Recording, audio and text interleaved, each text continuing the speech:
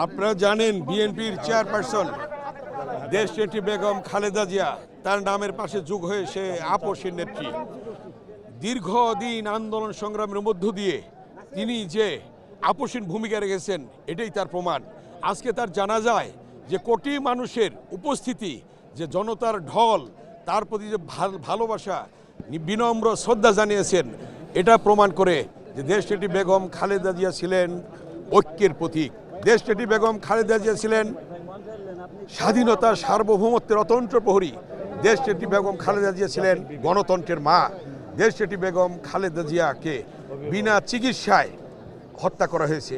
কারণ বিনা চিকিৎসা হত্যা করেছে এই জন্যে তাকে স্লো পয়জনের মধ্য দিয়ে, কারণ দেশনেত্রী বেগম খালেদা জিয়া ছিলেন একজন মহান জাতীয় এবং আন্তর্জাতিকভাবে বাংলাদেশের জনগণের অভিভাবক।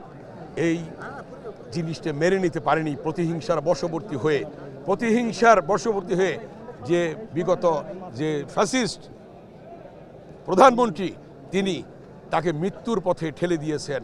এবং তার এই হত্যাকাণ্ড, তার মৃত্যুকে আমরা স্বাভাবিক মৃত্যু বলবো না, স্লো পয়জনের মাধ্যমে তাকে হত্যা করা হয়েছে।